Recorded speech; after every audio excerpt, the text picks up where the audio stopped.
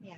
Halo adik-adik remaja, apa kabar? Selamat pagi, Ibu April harap bahwa kalian semua dalam keadaan yang sehat, baik, dan tetap semangat walaupun Ibu April tahu bahwa kalian masih belajar lewat online. Ya, nah harap bahwa secepatnya vaksin ini boleh semua beres, boleh terjadi supaya semua kita bisa berkumpul lagi pada satu hari di gereja. Ya, pada minggu ini kita masih online, Ibu April akan menyampaikan satu bagian firman Tuhan, tapi sebelumnya mari kita bersatu dalam doa. Mari kita berdoa. Bapa di surga, berkati kami pada hari ini, kami mau kembali mengadakan persekutuan remaja lewat online. Tuhan Yesus memberkati anak-anak remaja Adel Potes di Sentani supaya mereka juga menikmati Tuhan, menikmati persekutuan bersama dengan Tuhan, dan mereka bertumbuh mengasihi Tuhan dengan sungguh-sungguh. Berkati mereka remaja dan siapa saja orang dewasa yang menonton video ini supaya mereka juga menikmati Tuhan lewat video ini. Berkati Tuhan kami supaya pemberitaan firman Tuhan boleh berjalan dengan baik. Berkati anak-anak remaja Adel Potes supaya mereka juga merenungkan firman Tuhan dengan sungguh-sungguh pada minggu ini.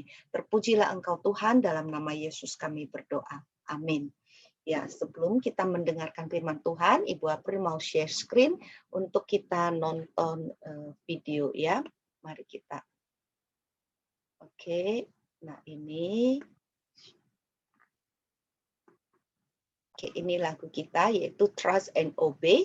Ini lagunya bagus sekali, mengajar kita untuk taat dan percaya saja. Walaupun kita tidak mengerti kadang ya, tapi yang terpenting adalah hati yang mau percaya dan taat. Kita dengarkan.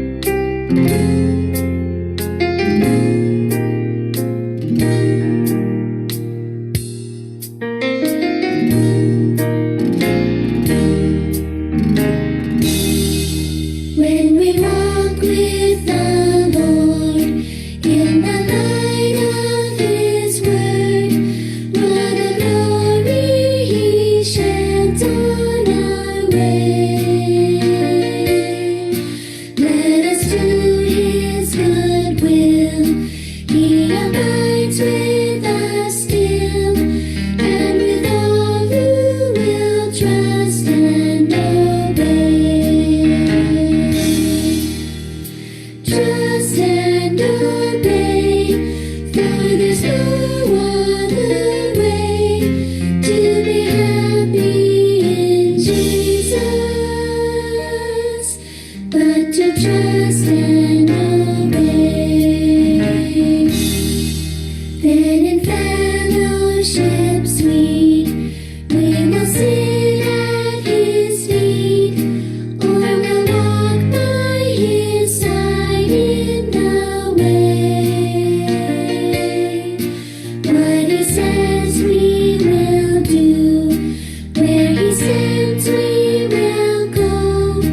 Never fear, only trust and obey. Trust and obey, for there's no other way to be happy in Jesus but to trust and obey. Trust and obey, for there's no other way to be happy in Jesus but to trust and obey.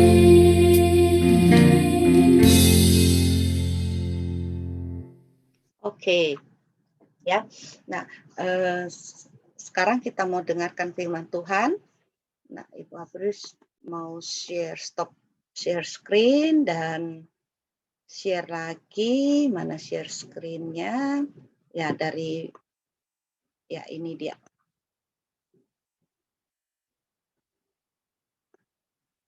Oke, nah firman Tuhan pada pagi hari ini yaitu tentang Cat and Dog Theology. Wah, mungkin ini apa ini ya?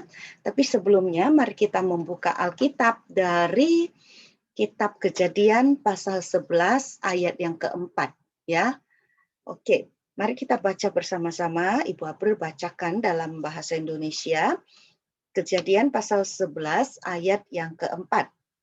Juga kata mereka, marilah kita dirikan bagi kita sebuah kota dengan sebuah menara yang puncaknya sampai ke langit, dan marilah kita cari nama supaya kita jangan terserak ke seluruh bumi. Sekali lagi, juga kata mereka, marilah kita dirikan bagi kita sebuah kota dengan sebuah menara yang puncaknya sampai ke langit, dan marilah kita cari nama supaya kita jangan terserak di seluruh bumi. Nah, adik-adik, hari ini Kejadian pasal 11 ini berbicara mengenai, ya ini dia, Ibu April kasih besar dulu, berbicara mengenai Tuhan, manusia membangun menara Babel. Mungkin adik-adik yang di sekolah minggu pasti sudah dengar ya, manusia membangun menara Babel. Nah, ini kapan terjadi? Ini peristiwanya yaitu bahwa setelah dari pasal yang ke-9 ya, pasal yang ke-9 setelah manusia keluar, yaitu Nuh dan keluarganya keluar dari Bahtera ya. Lalu kemudian mengadakan perjanjian antara Nuh dengan Allah bahwa Tuhan tidak akan mendatangkan air bah. Lalu kemudian pasal 10, anak-anak Nuh beranak cucu bertambah banyak sampai mereka memenuhi seluruh bumi ya, dan mereka ada di mana-mana. Jumlah manusia bertambah lagi. Kita tahu bahwa dari keturunan 3 anak Nuh itu maka menjadi keturunan-keturunan bangsa-bangsa, yaitu seperti Sem. Dia yang menjadi bapa dari segala bangsa yang ada di daerah Timur Tengah, termasuk bangsa Israel, ya, atau suku Yahudi, bangsa Israel dan sekitarnya, ya. Nah, tapi kita lihat setelah manusia ini banyak kembali tersebar di mana-mana, lalu manusia ini punya satu ide. Nah, kota menara Babel ini didirikan di daerah Mesopotamia. Bahkan di situ dikatakan di daerah Sinear, ya, Sinear itu di dataran dekat daerah Mesopotamia, ya, Babel, dan ini ada hubungannya dengan nanti ke depannya orang Israel dibuang ke Babelonia, kerajaan Babelonia, yaitu tidak jauh dari situ. Nah, jadi menara ini mereka setelah mereka ada di mana-mana, ya, mereka hidup di daerah-daerah sekitar Mesopotamia dan banyak tempat lagi. Lalu mereka berkata, marilah kita mendirikan sebuah kota. Ya, kalau dulu berarti mereka belum ada di kota, mereka di mana-mana. Tapi marilah kita mendirikan sebuah kota, ya. Tujuannya apa? Kita lihat. Nah, Ibu April ada tulis A, D, B, C. A, mendirikan kota supaya kita jangan tersebar kemana-mana, supaya kita berkumpul di satu tempat dan supaya kita menikmati kedamaian. Nah, kalau terserak di mana-mana, tersebar di mana-mana, tentu mereka rasa tidak aman. Tapi kalau mereka berkumpul, mereka bisa membangun kota, membangun tembok, maka mereka akan mempunyai hidup yang aman, hidup yang enak. Nah, itu tujuan mereka berkumpul ya. Nah, supaya mereka menjadi satu, menjadi lebih hebat lagi, begitu. Lalu kemudian bukan hanya mendirikan kota, lalu mereka mengatakan, marilah kita mendirikan menara yang puncaknya sampai ke langit. Wah, ini luar biasa sekali, mendirikan menara yang puncaknya sampai ke langit. Tujuannya apa? Dan marilah kita mencari nama. Tujuan dari mendirikan menara ini supaya mereka mendapat nama, menjadi terkenal, menjadi orang yang dihormati oleh orang-orang yang melihat menara itu lalu mengatakan, wah, hebat sekali menaranya, luar biasa. Mereka ingin seperti itu. Mereka ingin supaya dihormati, dipuji, ya. Bahkan dikatakan menara yang puncaknya sampai ke langit. Itu itu artinya sampai kepada Allah. Nah, ini memang aneh sekali ya. Apakah manusia bisa membuat menara yang begitu tinggi sampai ke langit? Lalu dikatakan ayat 5, kalau kita baca selanjutnya, adik-adik boleh baca nanti, bahkan menara itu mereka katakan sampai ke langit. Ayat 5 katakan, maka turunlah Tuhan melihat menara itu. Lihat, manusia begitu sombong, ingin naik terus sampai ke atas. Bahkan Tuhan sendiri yang adalah pencipta manusia, dia turun. Dia turun melihat apa yang dilakukan manusia. Ini ironis. Manusia mau naik, tapi Tuhan sendiri mau turun untuk melihat manusia. Ya, ini hal yang luar biasa sekali. Nah, ini menara, mereka mendirikan menara, mendirikan kota, ini melambangkan apa? Ini mau mengatakan bahwa manusia pada waktu itu mereka sekali lagi menolak Tuhan. Mereka mau mengatakan seperti, oh kami tidak perlu Tuhan lagi, kami bisa mengatur diri kami bisa membangun apa saja, bahkan dikatakan Tuhan bilang, kalau manusia ini berhasil, maka mereka akan bisa melakukan apa saja. Ya, inilah mereka mau menyatakan bahwa kami mampu, kami tidak perlu Tuhan, dan kami bisa melakukan apa saja. Ya, nah inilah kesombongan. Dan apa tujuan dari itu? Supaya kami mendapat nama. Nama bukan artinya diberi nama, tapi mendapat kehormatan, mendapat pujian dari manusia, mendapat ditinggikan oleh manusia. Wah, senang ya ada orang puji-puji kita. Wah, hebat ya. Siapa yang bikin menara ini bisa begitu tinggi, begitu kuat? Ya, siapa yang dapat nama? Mereka semua yang mendirikan menara itu. Dengan kata lain bahwa mereka sekali lagi menolak Tuhan, tidak mau Tuhan lagi. Nah, hari ini kita belajar tentang teologi cat and dog itu. Nah, ini melambangkan akan ini dia. Nah, ini melambangkan hidup manusia. Nah, sebelum kita masuk sampai di situ, Ibu Aper mau bertanya, siapakah yang menjadi pusat dari seluruh Alkitab? Apakah saya? Ya, kan ada lagu ya. Jesus love me, this I know. Yesus mengasihi saya. Lalu kemudian Yohanes 3:16, Yesus mati untuk saya. Yesus karena begitu besar kasih Allah kepada dunia ini sehingga dia mengaruniakan anaknya. Jadi Allah begitu mengasihi manusia di dunia. Ya, bahkan Yesus sendiri mati untuk saya. Dan kalau kita lihat Allah menciptakan alam semesta ini tujuannya apa? Ya, untuk manusia menikmati alam supaya manusia berkuasa? Ya, mungkin betul saja. Tapi apakah manusia adalah pusat dari seluruh Alkitab? Pusat dari penciptaan Allah ini? Ya, kita lihat. Ya, di sini dikatakan the gospel is not about me. Firman Tuhan itu, pusat dari dunia itu, pusat dari Injil itu bukan mengenai saya. Not just, bukan hanya. Ya, memang Tuhan mati untuk kita, menceritakan Tuhan mengasihi manusia. Tapi not just about me. Bukan hanya mengenai saya, tapi mengenai siapa? Ini dia. Seluruh alam semesta ini, bahkan manusia, hidup kita ini, ya, diciptakan bukan supaya kita dapat nama seperti orang pada waktu zaman Menara Babel, tapi supaya bumi penuh dengan pengetahuan dan penuh dengan kemuliaan Tuhan, seperti air yang menutupi dasar lautan. Jadi sekali lagi, apa yang terpenting? Ya, yang paling penting ialah kemuliaan Allah. Tujuan Allah menciptakan alam semesta, menciptakan manusia ini sebenarnya adalah untuk kemuliaan Tuhan. Ya, untuk kemuliaan Tuhan. Yesus sendiri dia katakan, apa tujuan Yesus datang ke dunia? Apa tujuan Yesus mati di kayu salib? Ya, memang untuk menebus dosa manusia. Tapi sekali lagi, ya dikatakan, Yesus bilang apa? Bapa, selamatkan aku dari saat ini. Selamatkan aku dari penderitaan ini. Tapi Yesus berkata, tidak. Ya, dia sendiri berkata, Bapa selamatkan aku, tapi kemudian berkata, tidak. Sebab untuk itulah aku datang. Ya, untuk apa? Ya, untuk saat-saat seperti ini. Saat apa? Saat penderitaan dan akan dibunuh. Untuk apa? Untuk supaya Bapa dimuliakan.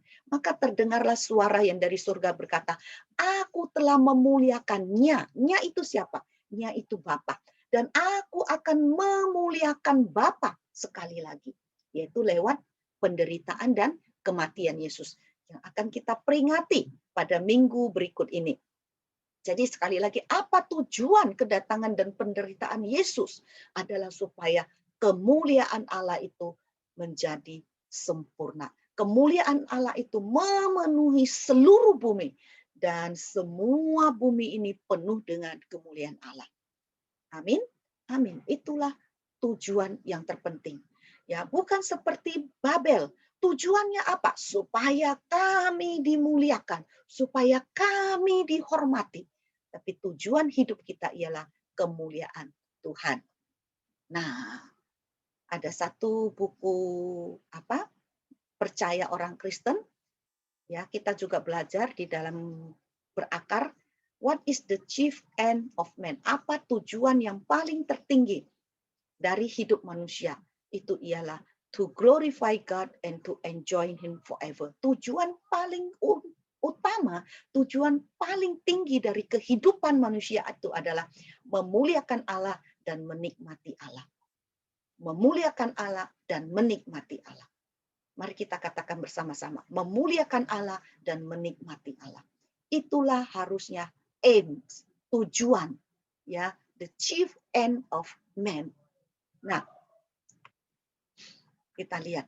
Nah, pada sekitar awal tahun 2000 ada satu teologi yang sangat terkenal yang Ibu April mau bagikan saat ini, yaitu yang namanya teologi kucing dan teologi anjing.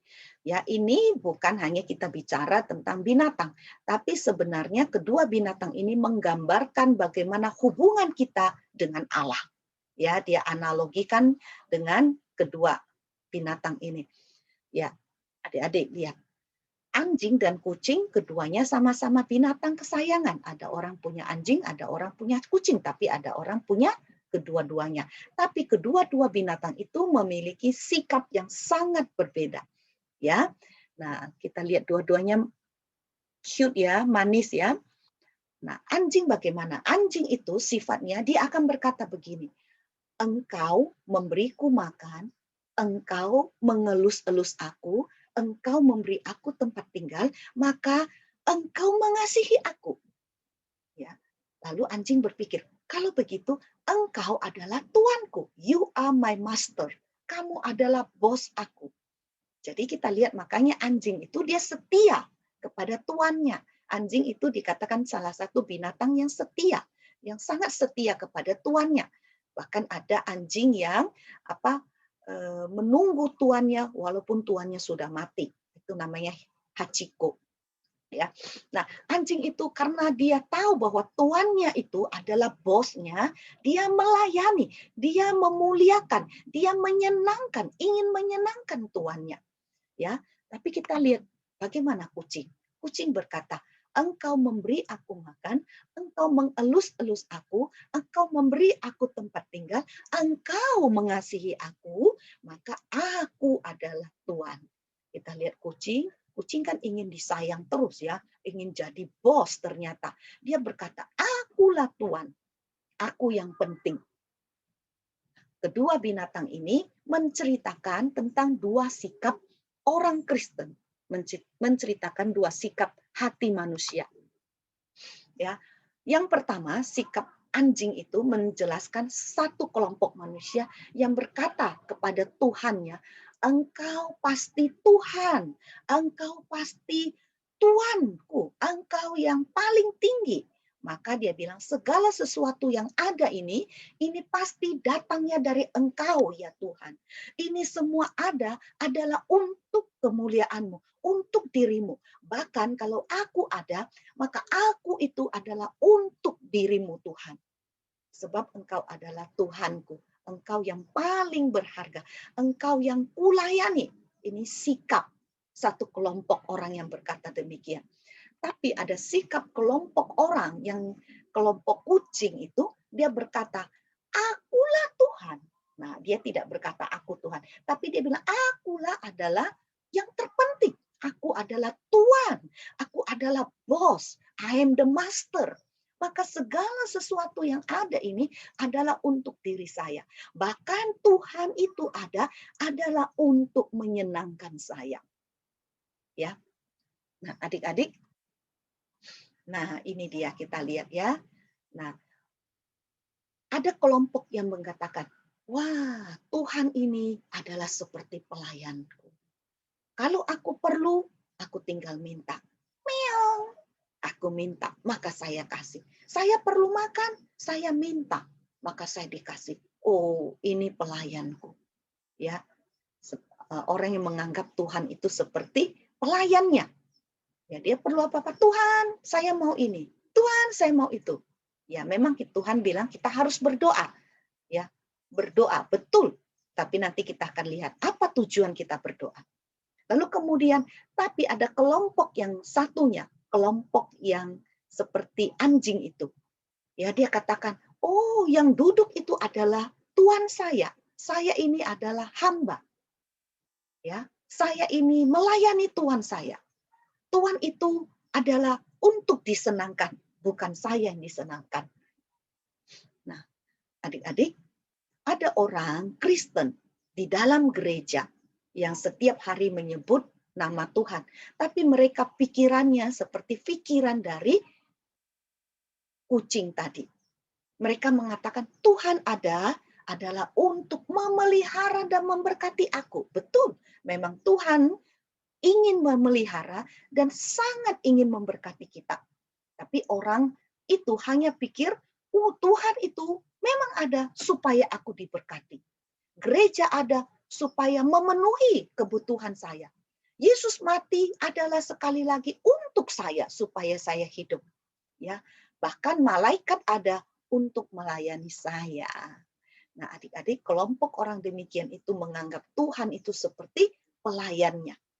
Ya, seperti melayani dia, menyenangkan dia. Nah, adik-adik, ini kelompok yang salah. Ya, tadi kita lihat ya, kelompok yang satunya yaitu kelompok anjing, ya, kelompok orang yang menganggap bahwa hidup kita adalah untuk kemuliaan Tuhan, itu adalah kelompok yang benar. Nah, adik-adik tahu bahwa Kopernikus, ya, Kopernikus ini orang yang menjelaskan bahwa matahari yang mengelilingi bumi, bukan bumi yang mengelilingi matahari. Kalau dulu sebelum zaman Kopernikus, orang selalu berpikir, oh, bumi adalah pusat dari alam semesta.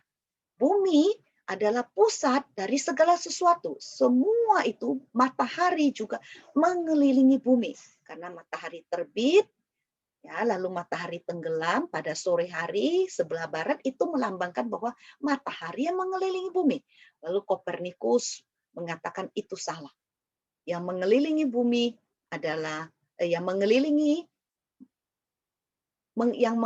itu adalah bumi. Matahari adalah pusat. Ya. Dan ini menggambarkan tentang hidup kita. Ya, siapa yang menjadi pusat dari hidup kita?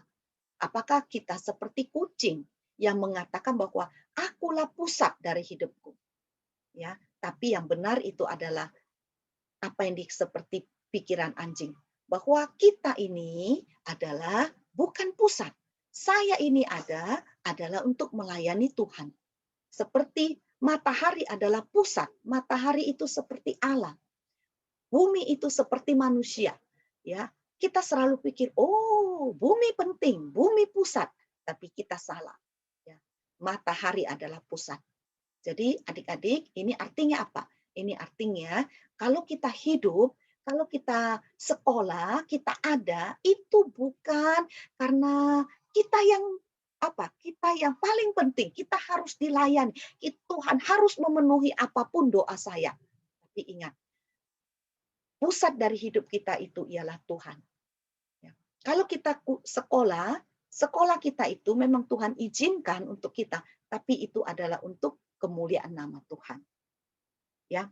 Kalau kita berdoa, kita meminta kepada Tuhan, itu Tuhan suruh berdoa, minta. Kamu mau apa minta?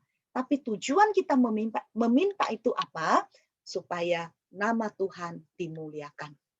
Ya, supaya Tuhan yang mendapat kredit, Tuhan yang mendapat kemuliaan waktu doa kita dijawab. Bukan supaya, oh saya senang, doa saya dijawab, Tuhan memberkati. Ya, Tuhan memberkati. Tapi Tuhan memberkati kita, tujuannya ialah supaya nama Tuhan dimuliakan. Kalau kita berdoa, kita minta, lalu Tuhan tidak memberi, kita harus pikir, mungkin bukan itu. Tuhan mungkin tidak dimuliakan dengan apa yang aku minta. Maka aku stop meminta.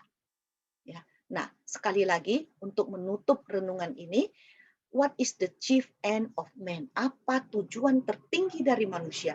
Itu ialah memuliakan Allah dan menikmati Allah selama-lamanya.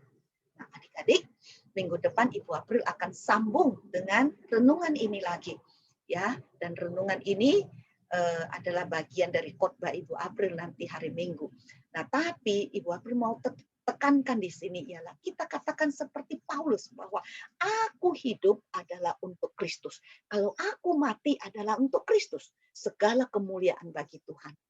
Ya, kalau kita senang adalah untuk memuliakan Tuhan. Waktu kita susah itu adalah untuk memuliakan Tuhan. Kalau kita sehat, kita tidak kena sakit penyakit, tidak kena COVID, itu adalah untuk memuliakan Tuhan. Tapi waktu kita sakit, jangan pikir bahwa kita sakit itu kita dikutuk, kita dihukum.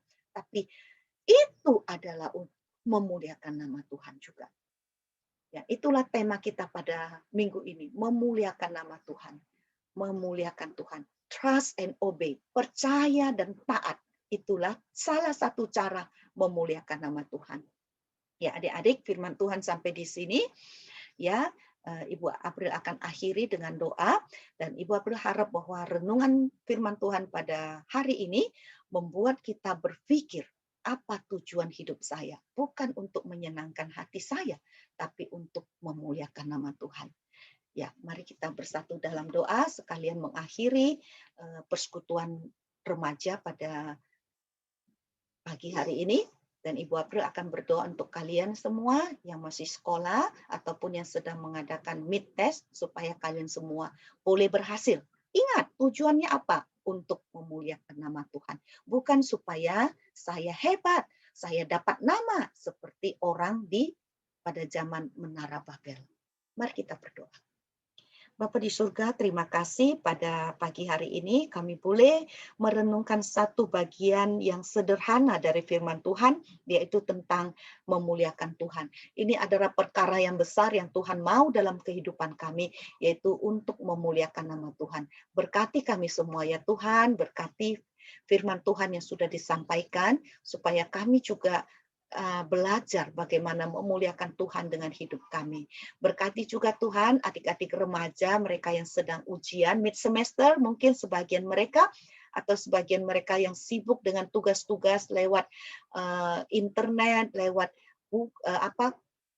komputer, mereka yang harus ke sekolah setiap minggu untuk ambil bahan, Tuhan juga memberkati. Tuhan kami berdoa kalau Engkau berkenan Tuhan, biarlah COVID ini boleh berlalu, vaksin ini boleh segera diberikan kepada semua masyarakat sehingga kami boleh menjadi lebih sehat lagi dengan vaksin ini dan kami boleh memuliakan Tuhan. Tapi sekali lagi Tuhan, ajar kami untuk mengatakan walaupun kami dalam keadaan sehat atau sakit, nama Tuhan tetap dimuliakan. Terima kasih Bapa di surga. Kami mau akhiri ibadah kami ini hanya di dalam nama Allah Bapa, Allah Anak, Allah Roh Kudus. Haleluya. Amin. Oke, sampai di sini pertemuan kita adik-adik, dan biarlah firman Tuhan pada pagi hari ini, dan Ibu April tidak tutup ini, Kopernikus ini, supaya mengingatkan siapa yang menjadi pusat dalam hidup kita. Amin. Dan Tuhan Yesus memberkati.